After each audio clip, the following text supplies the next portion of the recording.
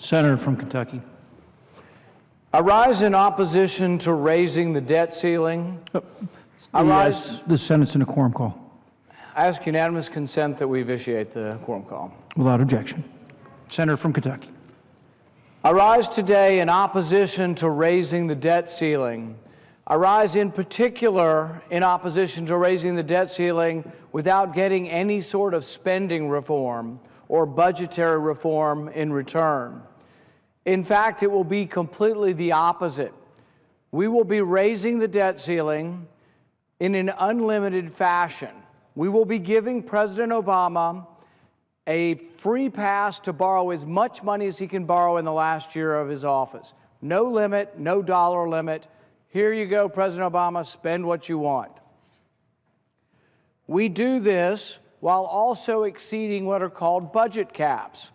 We've been trying to have spending restraint in Washington. It hasn't worked very well, but at least there are some numbers that government is not supposed to exceed. These include spending caps for military spending as well as domestic spending. When I first arrived in 2010, I was part of a movement called the Tea Party movement. We came into prominence, and I was elected primarily because I was concerned about the debt, worried about the debt that we were leaving to our kids and our grandkids, worrying that we were destroying the very fabric of the country with debt. We came here in 2010, and we negotiated and negotiated. And the President Obama said, I won't negotiate with you. He says, I won't negotiate with a gun to my head. The media all said, you just always have to raise the debt ceiling. It's irresponsible to use that as leverage to get reform. But you know what? We did get reform. The conservatives put forward something called cut, cap, and balance. It was passed overwhelmingly in the House, blocked in the Senate, but ultimately there was something passed called sequestration, which put caps on both military and domestic spending. And it did slow down the rate of growth of government for a little while. This is the problem with Congress. Congress will occasionally do something in the right direction, and then they take one step forward and two steps back. In 2013, we gave up on the sequester, and we added back in about $60 billion worth of money. Now we're doing the same thing again. We're going to add back in, this time, $80 billion, $50 billion in 2016, another $30 billion in 2017. We're doing the opposite of what we should be doing. We should be using the leverage of the debt ceiling, saying, we're not raising it again until you reform your ways, until you begin spending only money you have. Instead, we're doing the opposite. We're saying, here, Mr. President, you can raise the debt as much as you want. You can spend as much as you want while you're in office, and we're going to do nothing. And in fact, we're going to help you. We're going to exceed the caps so everybody gets what they want. So everyone in Washington is going to get something. The right's going to get more military money. The left's going to get more welfare money. The secret handshake goes on, and the American public gets stuck with the bill. Now, I think one of the most important things we do is defend the country. If you ask me to prioritize this spending, I would say we got to defend the country above and beyond and before all else. But that doesn't mean we're stronger or safer if we're doing this from bankruptcy court. I think the number one threat to our country, the number one threat to our security is debt, it's this piling on of debt. The debt threatens our national security, and yet we just want to pile it on, pile it on. This deal will do nothing but explode the debt. In fact, it doesn't even limit how much the debt can go up. We're giving the president a blank check.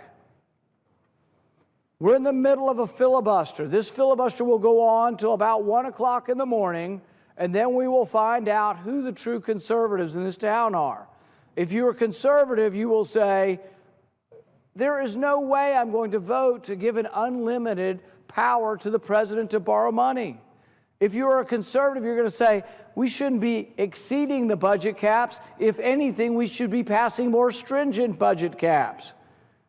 It disappoints me greater than I can possibly express that the party that I belong to, that should be the conservative party, doesn't appear to be conservative. This is a big problem.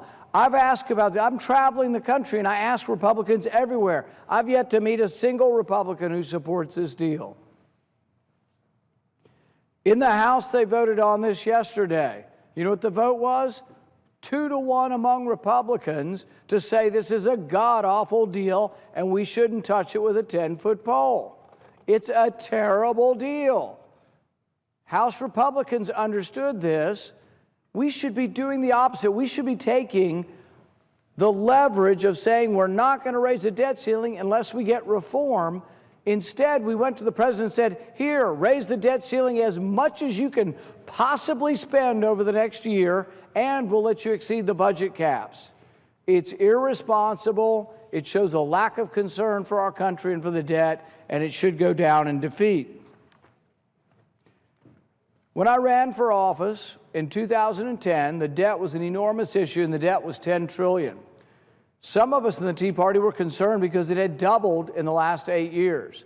It doubled from 5 to 10 under a Republican administration. And many of us were adamant that Republicans needed to do a better job. We had added new entitlement programs. We had added new spending, and the deficit got worse under Republicans.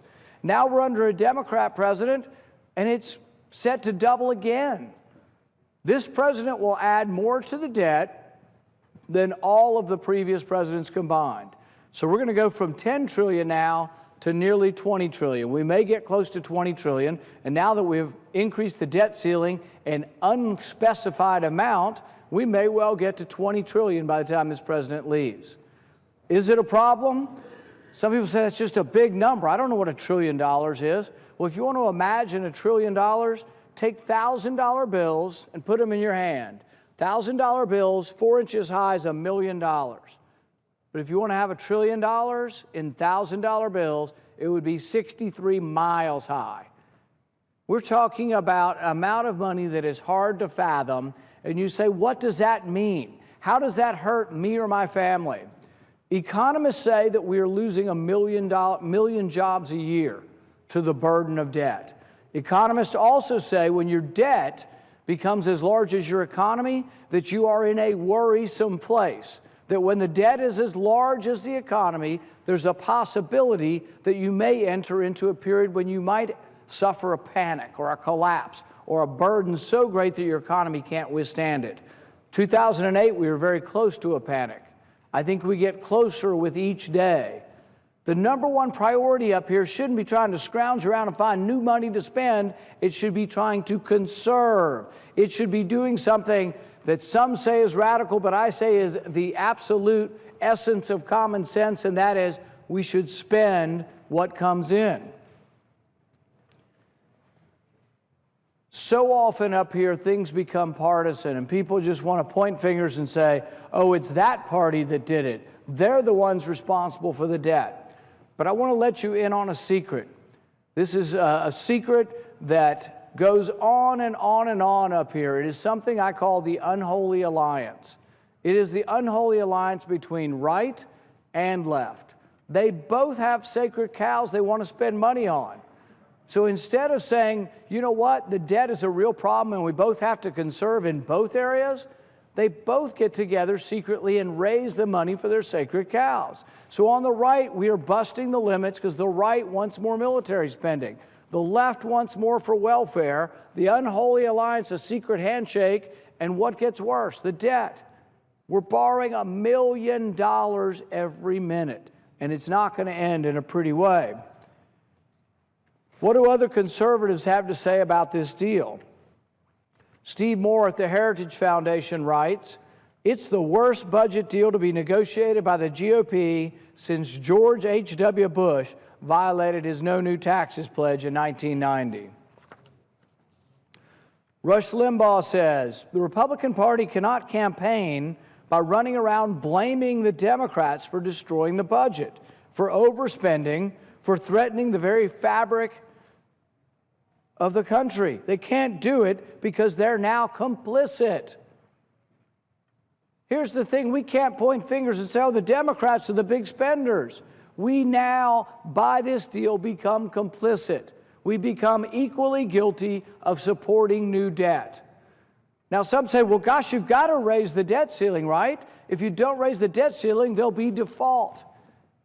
Hogwash. Do you know how much money comes into this place every month? Through taxes. About $250 billion comes in taxes. You know what our interest payment is? About $30 billion. Might be as high as 60, 70, 80 billion. There is never not enough revenue to pay for interest. People say, well, we couldn't pay for everything. And I say, well, maybe we shouldn't spend it on everything. We have plenty of money that comes in every month to spend on interest, to spend on Medicare, to spend on Social Security, and to spend on soldier salaries and Veterans Affairs, and little else. But maybe government shouldn't be doing much else. These are the questions we have to ask. What would happen if the debt ceiling didn't go up? You'd have a balanced budget. How bad would that be? If your debt ceiling didn't go up, you would spend what comes in. That's what every American family does. You spend what comes in. I think this is absolutely what we need to do. But even myself, I'm willing to compromise. So I've put forward a compromise. I've put forward a compromise that we tried in 2011. It's called cut, cap, and balance. My compromise would cut the deficit in half in 1 year, a dramatic lessening of the burden of debt. That's the cut. The cap is that my bill would actually cap spending at 18% of GDP. What does that mean? 18% of the total amount of money spent in the economy. Why do we pick 18? Because that leads to a balanced budget. The last part of my bill, cut, cap, and balance, is that we would pass a balanced budget amendment to the Constitution. And I've kind of jokingly said, but probably seriously, if we pass a balanced budget amendment to the Constitution, we pass term limits, I'll go back to being a doctor, which was my first love anyway. But we've got to fix the country. We're destroying the country with debt. We're drowning in a sea of debt, and neither party seems to be concerned with it anymore. So what I would do is I would say, yes, I'll compromise. I'll raise the debt ceiling under those three conditions. Cut the deficit in half, cap the spending, and pass a balanced budget amendment to the Constitution. And people say, well, there aren't the votes for that. Why don't we have a vote? Why don't we allow a vote on cut, cap, and balance, the conservative alternative to this deal that we've got on the floor? Why don't we vote on an alternative? Because there won't be any amendments allowed. This will be pushed through without amendments. And I really object to that. This is supposed to be the body of deliberation. We're supposed to be able to deliberate over whether or not how we're going to fix the problems of the country. And I think this is the number one threat to us. We're accumulating debt at $1 million every minute. Someone's got to stand up and do something about it. Taxpayers for Common Sense says about this, we're not a fan of this new agreement. Cato writes, the Gipper, Ronald Reagan's ghost, is probably looking down from heaven at the new budget deal between congressional leaders and the Obama administration and saying, there they go again. So let's rephrase the question. What do advocates of fiscal restraint get in exchange for raising these spending caps? Well, if you peruse this agreement, it's apparent they don't get anything. So what we have traded is an increase in the debt ceiling, not just an increase, an unspecified increase in the debt ceiling. We have said to President Obama, you can spend as much money as you want throughout the rest of your presidency, no limits. The National Taxpayers Union writes, if the question on the budget and debt ceiling package is deal or no deal, taxpayers should clearly opt for the latter. While the agreement contains a few meritorious provisions, it fails other sufficient savings and structural reforms necessary to address our nation's $18.1 trillion debt problem. The debt is without question the number one problem in the country.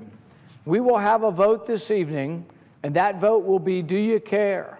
Are you willing to do something to slow it down? Do you think we ought to use the leverage of the debt ceiling to slow down spending, or are you a profligate spender who will vote to bust the caps and who will vote to give President Obama unlimited borrowing authority? I think it's a clear-cut question. I will vote no, and I will continue this filibuster as long as there are enough votes here to allow it to continue. At this point, I'd like to ask unanimous consent that the Senate proceed to the immediate consideration of my bill, Cut, Cap, and Balance, which is calendar number 274S2182. I further ask that there be an hour of debate equally divided in the usual form, that following the use or yielding back of time, the bill be read a third time and passed, and that the motion to reconsider be made and laid upon the table. Is there objection? Reserving the right to object, Mr. President. Senator from Oregon. Mr. President, the Senate is now considering a bipartisan budget agreement. And I believe it's important to pass that bipartisan effort to avoid catastrophic default and to put an end to the mindless sequestration and pass funding to keep the government open. Regrettably, because I often agree with my friend from Kentucky and we team up on so many issues, the request to take up the Cut, Cap, and Balance legislation is a step in the wrong direction. When you push for cut, cap, and balance in this context, you're really pushing for default and recession and joblessness, because that is what all of the independent financial authorities tell us is what's ahead if we don't act here in the United States Senate. The desire to set aside what we're working on and pursue this other legislation is specifically an approach that would throw aside the bipartisan agreement before the Senate. This bipartisan effort is exactly the kind of bipartisan work where Democrats and Republicans come together to tackle a major issue. The American people expect their leaders to find common ground on key issues. That's what this legislation does. And for these reasons, Mr. President, I object. Objection is heard. Mr. President, Senator from Kentucky. I agree with the senator from Oregon that bipartisan agreement is necessary in this body, but I think we have in this agreement bipartisan agreement in the wrong direction. The bipartisan agreement we need is to conserve across the board for both sides to say that our sacred cow, whether it's military on the right or domestic spending on the left, that they all will have to be conserved. We won't be able to spend money that we don't have. And I think we're becoming weaker as a nation the more we borrow. If we pass this bill, it isn't a difference or a choice between calamity and continuing to add to the debt, which this bill will do. I fully believe that we can continue to make our payments. We have $250 billion a month that comes in. Interest payments are $30 billion.